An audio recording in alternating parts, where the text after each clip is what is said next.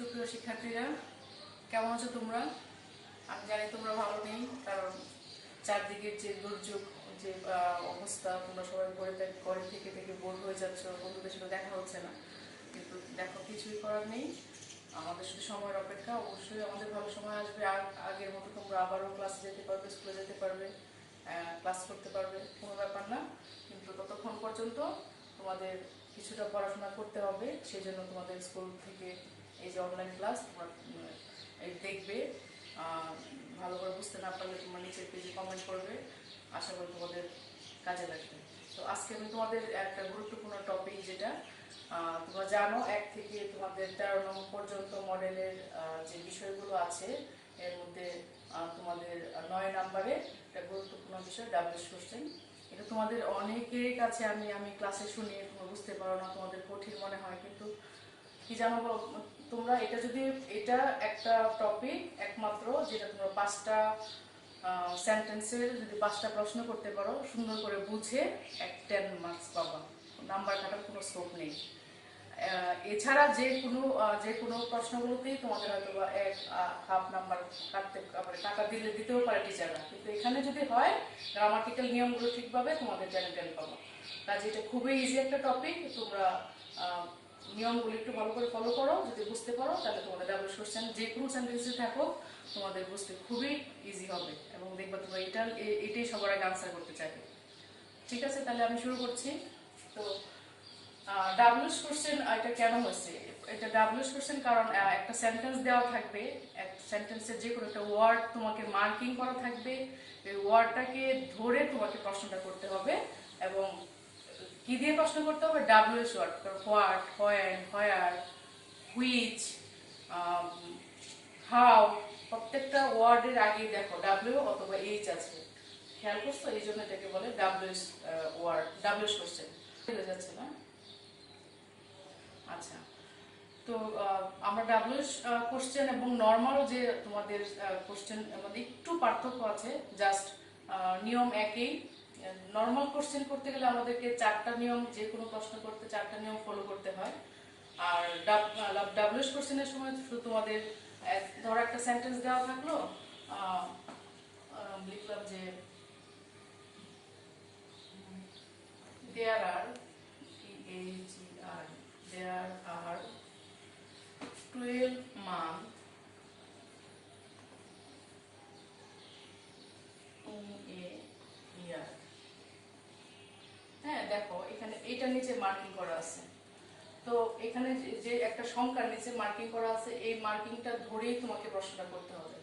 এখন তুমি যদি প্রশ্ন করো তাহলে তুমি লিখতে পারবে যে হাউ মেনি মান্থ। যে আনসারটা কেমন হবে আমি তোমাকে পরে ডিটেইলে বোঝাচ্ছি, একটু খেয়াল করো যে how many month, how many month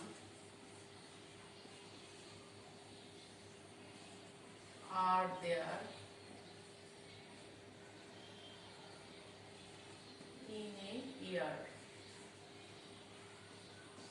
প্রশ্নবোধক চিহ্ন অবশ্যই লাস্টে প্রশ্নবোধক চিহ্ন দিতে হবে। সংখ্যা বোঝালে যে কোনো সেন্টেন্সে যদি তোমাকে সংখ্যা বোঝায় তাহলে হাউ মেনি দিয়ে অবশ্যই শুরু করতে হবে। তারপরে কি আসবে? সাবজেক্ট। কিসের কথা বলছে এখানে? মাসের কথা, মান্থ। হাউ সাবজেক্ট, তারপরে হেল্পিং ভার্ব। আর হেল্পিং ভার্ব কোনগুলো আমরা জানি? Am, is, are, was, were, have, has, do, does, এগুলো হেল্পিং ভার্ব। তাহলে প্রথমে কি থাকবে? এই যে হাউ মেনি, এখানে হাউ মেনি দিয়ে তোমার ডাবলুএস ওয়ার্ডটা শুরু হয়েছে, হাউ মেনি যুক্ত W S word. How many month are there, এই যে দেয়ার, তারপরে হচ্ছে ইন এ ইয়ার। তো এখানে একটু পার্থক্য দেখো। আর আমি যদি বলি, নরমালি আমরা প্রশ্ন করতে গেলে কি কি লাগে আমাদের? একটা ডাবলুএস ওয়ার্ড লাগে, একটা হেল্প, তার সেকেন্ড স্টেপে কি লাগে? একটা helping verb, M, is, are, ওয়াজ, আর এগুলো লাগে, তারপরে সাবজেক্ট, তারপরে মেইন ভার্ব। যে কোনো প্রশ্ন করতে গেলে, যত প্রশ্ন তুমি করতে যাও, সব সিকোয়েন্সে তোমার এই 4টা জিনিসই তোমাকে লাগে। প্রথমে একটা ডাবলুএস ওয়ার্ড, তারপরে একটা হেল্পিং ভার্ব, তারপরে সাবজেক্ট, তারপরে মেইন ভার্ব। কিন্তু ডাবলুএস ওয়ার্ডে শুধু এটুকুই পার্থক্য যে তোমাকে যেই জিনিসটা মানে ইন্ডিকেট করে দিবে, মানে তোমাকে যে লাইনটা নিচে আন্ডারলাইন করে দিবে, দাগ দেওয়া থাকবে, ওটা ধরে তোমাকে প্রশ্ন করতে হবে। জাস্ট এইটুকুই তোমাকে পার্থক্য ডাব্লিউএইচ কোশ্চেন এবং নর্মাল কোশ্চেনের মধ্যে। তো ডাব্লিউএইচ কোশ্চেনগুলো কি কি আগে আমরা এগুলো জেনে নিই। তার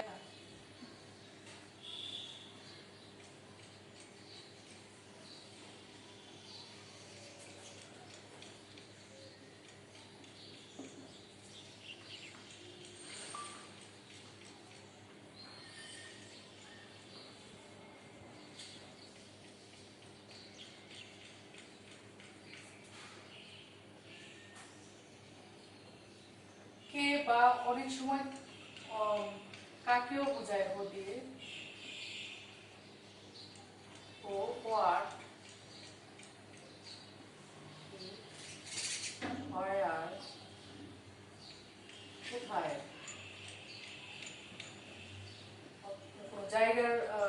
কোনো জায়গার নাম ধরে প্রশ্ন করলে তখন তোমরা হোয়ার দিয়ে শুরু করবে। হোয়ার, হোয়েন।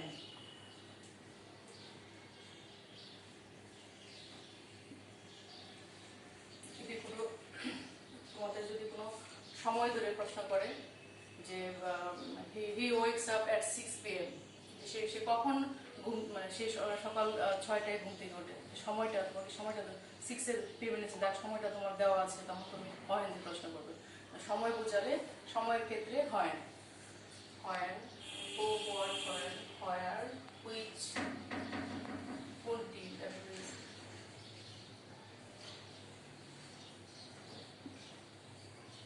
কোনটি, তারপরে হাউ মেনি, একটু আগে তোমাদেরকে বলছি হাউ মেনি হয় সংখ্যার ক্ষেত্রে,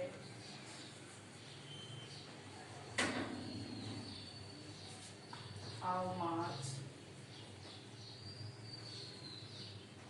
পরিমাণের ক্ষেত্রে,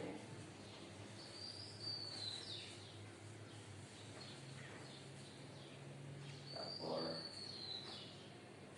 হাউ ফার দূরত্বের ক্ষেত্রে, যদি কোনো তোমাদের কতটুক দূর এরকম কোনো প্রশ্ন থাকে তাহলে হাউ ফার, ফার মানে দূরত্ব, দূরত্বের ক্ষেত্রে,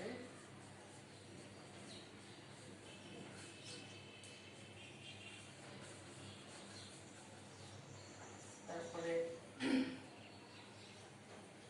how often, how how how মানে কেমন,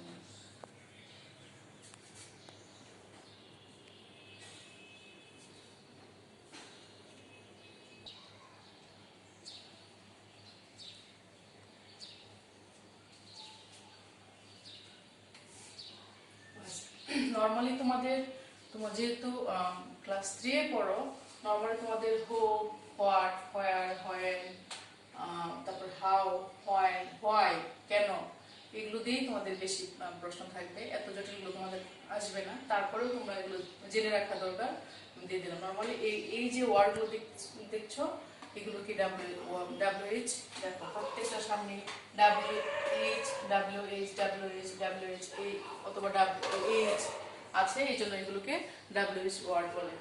তো এগুলো তোমরা অবশ্যই মুখস্থ করে ফেলবে এবং অর্থটা তোমাদের জানা খুবই দরকার। অনেকেই তোমরা কোথায় হয় বসাবে, কোথায় হয়নি বসাবে, কোথায় হয়, এই জিনিসটাই বুঝতে পারো না, কারণ তোমরা অর্থটা জানো না। এই জন্য আমি লিখে দিলাম, তোমরা প্রত্যেকটা ওয়ার্ডের অবশ্যই অর্থটা মুখস্থ করবে। এখন তোমাদের আমি 7-8টা নিয়ম আছে, নিয়মগুলো লিখে দিব। এই নিয়মগুলো জানলেই তোমরা যে কোনো, তারপরে আমি কয়েকটা সেন্টেন্স প্র্যাকটিস করাবো, জানলে তোমাদের ডাবল কোশ্চেন আশা করি খুবই সহজ লাগবে। ঠিক আছে, তাহলে আমরা নিয়মে যাই।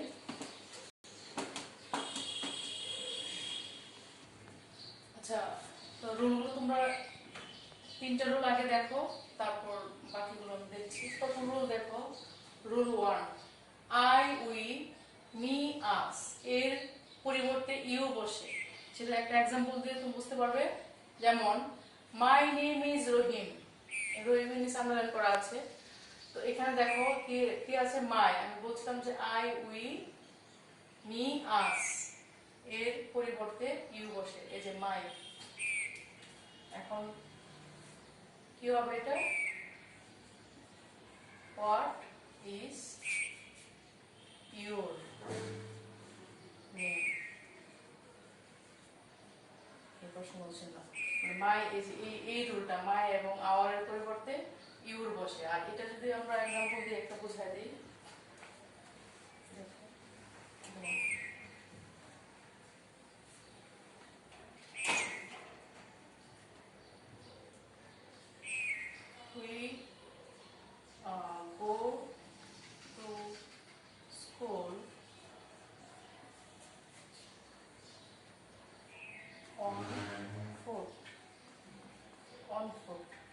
পায়ে হেঁটে, প্রেজ ওয়ার্ড, অন ফুট, পায়ে হেঁটে। আমরা পায়ে হেঁটে স্কুলে যাই, আমরা পায়ে হেঁটে স্কুলে যাই। তা দেখো দাগটা কিসের নিচে আছে, অন ফুট, মানে তোমরা কিভাবে স্কুলে যাও। আমি বলছিলাম যে উই থাকলে উই চেঞ্জ হয়ে কি হয়ে যায়, ইউ হয়ে যায়। তাহলে তুমি কিভাবে, কিভাবে ইংলিশ কি হবে, আমি ফার্স্টে তোমাদেরকে বলছিলাম হাউ। তাহলে আমরা এটার পরিবর্তে কি লিখবো, হাউ। তারপরে এখানে যেহেতু অক্সিলারি ভার্ব নাই, অক্সিলারি ভার্ব না থাকলে তোমাদের বাক্যের মধ্যে ডু অথবা ডাজ আনতে হবে। দেখো এই নিয়মটা আছে, এই অক্সিলারি ভার্ব না থাকলে প্রেজেন্ট টেন্সের ক্ষেত্রে ডু অথবা ডাজ, এবং পাস্ট টেন্সের ক্ষেত্রে ডিড বসবে। তাহলে ডু কখন, যদি থার্ড পারসন সিঙ্গুলার নাম্বার হয় তখন আমরা শুধুমাত্র ডাজ দিব, আর বাকি ক্ষেত্রে ডু দিব। এখানে সিঙ্গুলার নাম্বার কি, এক বচন, একজন থাকলে, আর প্লুরাল নাম্বার বহু বচন। এখন এখানে উই, উই তো অনেক, মানে আমরা, তাহলে কি বসবে, ডু। তাহলে হাউ ডু, অক্সিলারি ভার্ব কি হবে, যেহেতু এম ইজ আর ওয়াজ আর নয়, তাহলে আমরা ডু নিয়ে লিখবো। তাহলে হাউ ডু, তারপরে এই যে উইটা চেঞ্জ হয়ে, আমি বলছিলাম আই, উই, মি, আস, এর পরিবর্তে ইউ বসবে। তাহলে উইটা চেঞ্জ হয়ে কি বসবে, you. How do you, how do you go to school, go to school, বাস হয়ে গেল how do you go to school. Clear? আচ্ছা, তারপরে 2 নম্বর রুল দেখো, মাই এবং আওয়ার এর পরিবর্তে ইউর বসে। যেমন ওই যে আগের সেন্টেন্সটা, মাই নেম ইজ রহিম, তাহলে কি হবে এখানে, আমার আমার নাম রহিম। তুমি যখন প্রশ্ন করবে তখন তুমি কি বলবে, তোমার নাম কি, আমারটা, এই জন্য আমারটা পরিবর্তন হয়ে তোমার হয়ে যাবে। তাহলে কি, কি মানে হোয়াট, এই যে এটা অক্সিলারি ভার্ব আছে, এই জন্য হোয়াট এর পরে আমরা কি করব, অক্সিলারি ভার্ব আনবো, হোয়াট ইজ, তারপর মাই চেঞ্জ হয়ে কি হয়ে যাবে, ইউর, হোয়াট ইজ ইউর, তারপর বাকি অংশ নেম, তোমার নাম কি। তারপরে তোমার 3 নম্বর রুলটা দেখো, অক্সিলারি ভার্ব না থাকলে প্রেজেন্ট টেন্সের ক্ষেত্রে ডু, ডাজ, এবং পাস্ট টেন্সের ক্ষেত্রে ডিড বসবে। এই যে যেমন ওই সেন্টেন্সটা একটা দিয়ে বুঝালে তোমাদের বুঝতে ক্লিয়ার হবে, সুবিধা হবে। We go to school on foot, আবার দেখো we go to school on foot, আমরা পায়ে হেঁটে স্কুলে যাই। এখানে গো মানে সাধারণ একটা নরমাল একটা প্রেজেন্ট টেন্স, যে আমরা প্রতিদিন আমরা পায়ে হেঁটে স্কুলে যাই। অথবা তুমি লিখতে পারো we go to school on foot regularly, অথবা এভরিডে, এটাও হতে পারে যে we go to school on foot everyday, যে আমরা প্রতিদিন পায়ে হেঁটে স্কুলে যাই। আমরা জানি যদি যে কাজটা আমরা প্রতিদিন করি, আমাদের অভ্যাস হয়ে যায়, ওই সেন্টেন্সগুলো সাধারণত কি হয়, প্রেজেন্ট টেন্স হয়, প্রেজেন্ট ইন্ডিপেন্ডেন্স হয়। তো এটা প্রেজেন্ট টেন্সে আছে। তাহলে এখানে কি হবে, আমি আগেই বলছিলাম যে যদি প্লুরাল হয় তাহলে ডু, তাহলে হবে হাউ, তারপরে ডু, উইটা চেঞ্জ হয়ে you, how do you go to school, how do you go to school. এখন আবার বলছি যে পাস্ট টেন্সের ক্ষেত্রে ডিড বসবে, এই জিনিসটা একটু খেয়াল করো। এখন আমি যদি এটাকে পাস্ট টেন্স বানিয়ে ফেলি এই সেন্টেন্সটাকে, তাহলে গোটা পরিবর্তন হয়ে যাবে ওয়েন্ট, কারণ গো এর পাস্ট টেন্স কি, ওয়েন্ট, গো, ওয়েন্ট, গন। এই তোমরা বড় আর একটু যখন বড় ক্লাসে উঠবে তখন তোমরা ভার্বের এই ফর্মগুলো, তোমরা বেস ফর্ম কোনটা, পাস্ট ফর্ম কোনটা, এগুলো তোমরা বিস্তারিত জানবে। তো গো এর পাস্ট ফর্ম হলো ওয়েন্ট, এই জন্য we went to school on foot যদি হয়, তাহলে এটা পাস্ট টেন্সে আছে। সেই ক্ষেত্রে কি হবে, তোমাদের how do you, how do না হয়ে কি হবে, ডিড, ডিড না হয়ে তখন কি হবে, ডিড, হাউ ডিড ইউ। তখন আবার ওয়েনটা পরিবর্তন হয়ে ভার্বের আবার নরমাল ফর্ম, যেটা যেহেতু তুমি ডিড নিয়ে আসছো, পাস্ট টেন্সে ইন্ডিকেট করে ফেলছো, এই জন্য আবার ওয়েনটা পরিবর্তন হয়, আবার ভার্বের যেটা বেস ফর্ম মানে মূল ফর্মটা গোটাই হবে। তাহলে how did you go to school. এটুকু ক্লিয়ার? এখন 3টা নিয়ম আমি মুছে দিয়ে আবার বাকি 3টা নিয়ম দিচ্ছি, মুছে দিচ্ছি। এটুকু আশা করি তোমরা বুঝতে পারছো। 4 নম্বর নিয়ম রোলটা হলো, দেখো ডাজ এর ক্ষেত্রে ভার্বের এস উঠে যাবে। তোমাদেরকে আরেকটা নিয়ম দেখো, যে 5 নম্বর রোলটা, ডাবল কোশ্চেনের ভার্বের চেঞ্জ শুধুমাত্র ডাজ এবং ডিড এর ক্ষেত্রে হবে। যদি কোনো যখন তোমরা চেঞ্জ করবে, প্রশ্নমূলক বাক্য তৈরি করবে, তখন যদি বাক্যে ডাজ আনতে হয় তখন ভার্বের অ্যাসটা উঠে যাবে, আর ডিডের ক্ষেত্রে ভার্বের বেস ফর্মটা হবে। এছাড়া কখনোই ভার্বের পরিবর্তন হবে না। যেমন একটা উদাহরণ দিয়ে তুমি বুঝতে পারবে। এই রুল 4 এর একটা উদাহরণ দেখো। যেমন হি, এখানে লিখে আমি হি রিডস। দেখো থার্ড পারসন এবং সিঙ্গুলার নাম্বার। আমি তুমি ছাড়া সবাই কি থার্ড পারসন, এটা আমরা জানি। আমি ফার্স্ট পারসন, তুমি সেকেন্ড পারসন, আর বাকি যারা আছে সব থার্ড পারসন এবং একজন।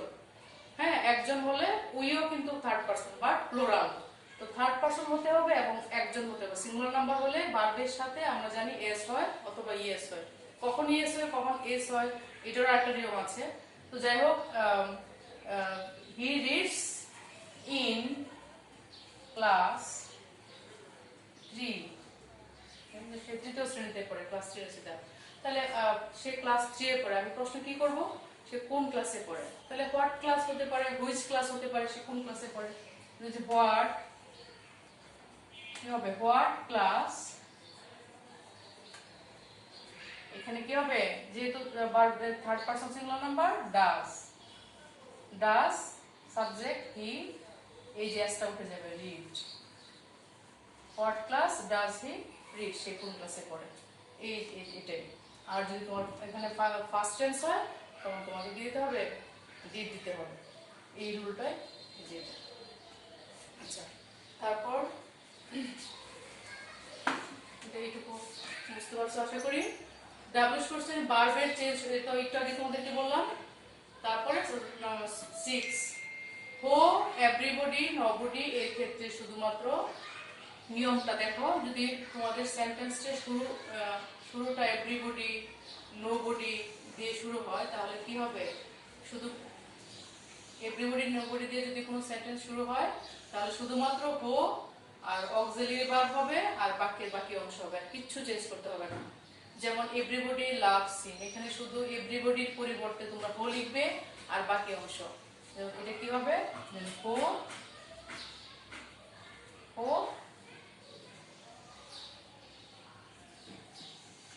does not,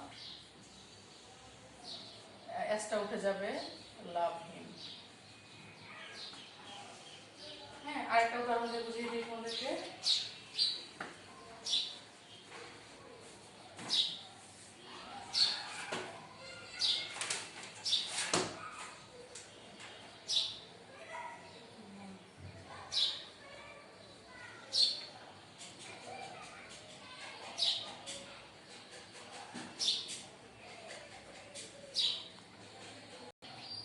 এখানে তোমাদের স্কুল বন্ধ হওয়ার পূর্ব পর্যন্ত মডেল 4 পর্যন্ত তোমাদের পড়ানো হয়েছিল। তো যেহেতু আমাদের মডেল 5 থেকে অনলাইন ক্লাস শুরু হয়েছে, তো মডেল 5 এর তোমাদের 9 নং-এ কতগুলো ডাব্লিউএস কোশ্চেন আছে, এগুলো আমি তোমাদেরকে একটু বুঝিয়ে দিই নিয়মগুলোর আলোকে। আশা করি তুমি বুঝতে পারবে। প্রথমে কি আছে দেখো, the cow is eating grass. দেখো, the cow subject, auxiliary verb is, eating grass, গরু ঘাস খাচ্ছে। তাহলে গরু কি করছে, প্রশ্ন হতে পারে না, গরু ঘাস খাচ্ছে। আমি যদি প্রশ্ন করি এই খাওয়াটাকে ধরে গরু কি করছে, তাহলে প্রথমে কি আমরা কি লিখবো, হোয়াট। তারপর আমি কি বলছিলাম, সেন্টেন্সের মধ্যে অক্সিলারি ভার্ব খুঁজতে হবে। এখানে কোনটা অক্সিলারি ভার্ব বলো তো, ইজ। তাহলে হোয়াট ইজ, তারপরে কি হবে, সাবজেক্ট।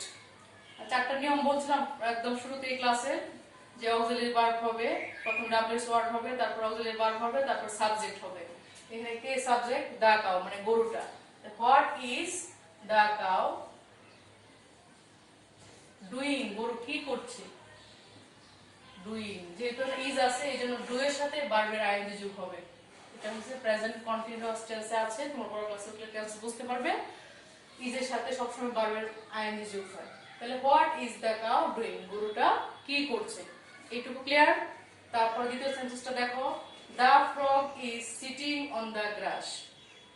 দ্য ফ্রগ, ব্যাংকটি, ইজ সিটিং, বসে আছে, অন দ্য গ্রাস, ঘাসের উপর। এটাও কিন্তু প্রেজেন্ট কন্টিনিউয়াস টেন্স, তাই না? এই যে ইজ আছে, সিট মানে বসা, এই যে আইডি যোগ হয়েছে। ওইটা কন্টিনিউয়াস টেন্স একই নিয়মে হবে। তাহলে আমরা এখানে একটা জায়গা দেখো, একটা জায়গা বুঝাইছে অন দ্য গ্রাস, গাছের উপরে। তাহলে আমরা বলছিলাম জায়গার ক্ষেত্রে কি হবে, হোয়ার দিয়ে শুরু হবে। তাহলে হোয়ার, তারপরে কি হবে অক্সিলারি ভার্ব ইজ, তারপরে তোমার subject where is the frog sitting, where is the frog, তারপরে যে main verb where is the frog sitting. বুঝতে পারছি? তারপরে দা কাউ ইজ বিগ, দেখো বলছে যে গরুটা হয় বড়, গরুটা হয় বড়। তাহলে তুমি কি প্রশ্ন করবে, গরুটা কেমন, কেমন ইংরেজি কি হাউ, তাহলে হাউ দিয়ে শুরু হবে। তাহলে হাউ, এই যে ইজ সাবজেক্ট দা কাউ, একদম ইজি, নিয়ম অনুযায়ী তোমার মুখস্থ করার কোনো বিষয়ই নেই, প্রত্যেকটা নিয়ম যদি তুমি বুঝো বাস কোনো ব্যাপার না, ইজিলি করতে পারবো। হাউ ইজ দা কাউ, শেষ।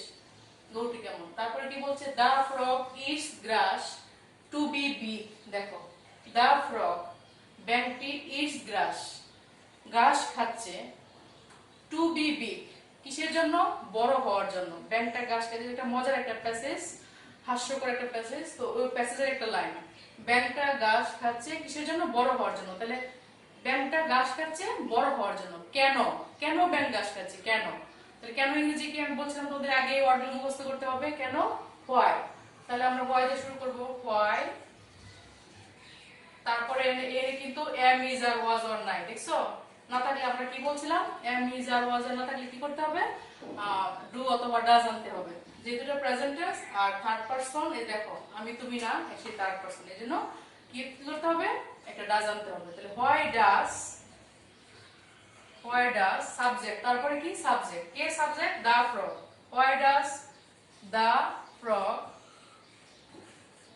ইটস, এই যে এসটা কি করবে, আমরা ডাজ যখনই আনবো তখন এসটা কি থাকবে, থাকবে না, এসটা উঠে যাবে। Why does the frog eat, eat, তারপরে যে main verb grass, why does the frog eat glass.